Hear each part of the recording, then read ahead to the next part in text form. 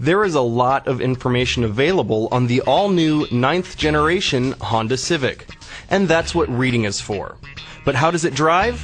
That we'll take care of right here.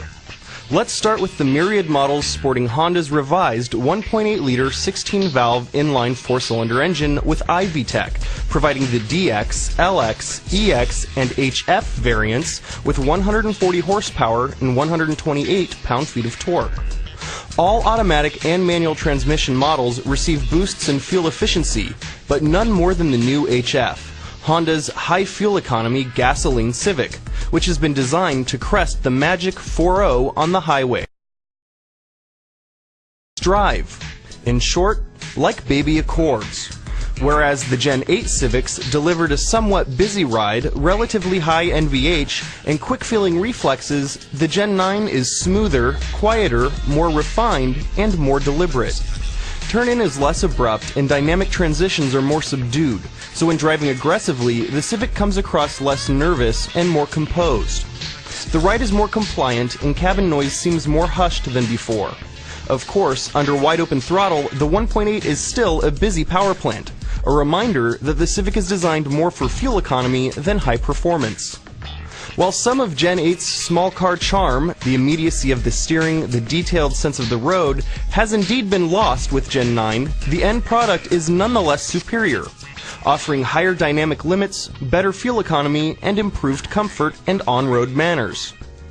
Outside of the 1.8s, a hybrid and compressed natural gas model will eventually be available and we'll cover those at that time. But for now, let's talk about the enthusiast Civic, the SI. The bad news? The new 2012 Civic Si is no longer blessed with a spine-tingling 8,000 RPM redline. The good news? Everything else. Yes, the high RPM screamer that was the 2-liter 197-horse 2011 SI is gone. But in its place appears the mid-range monster 2.4-liter 201-horsepower 4-cylinder engine with a 7,000 RPM redline. Not only are the new SI's 4 extra peak ponies realized 800 RPM sooner than before, but its 170 pound-feet of torque come on board 1,700 RPM earlier. The welcome consequences are usable power and pound-feet, whether zipping through cities, canyons, or carousels. In fact, there's enough torque now that the helical limited slip differential creates modest torque steer when exiting a tight turn, whereas the previous SI required a downshift or 2 to net passing power. The new car just asks for more gas. Further, the 2.4-liter hasn't lost the SI's signature racy roar. It's simply matured. Now more Robert Plant than Kurt Cobain. The standard 6-speed manual is as slick and sweet as they come. It's so excellent that it even has the power to convert a dual-clutch diehard.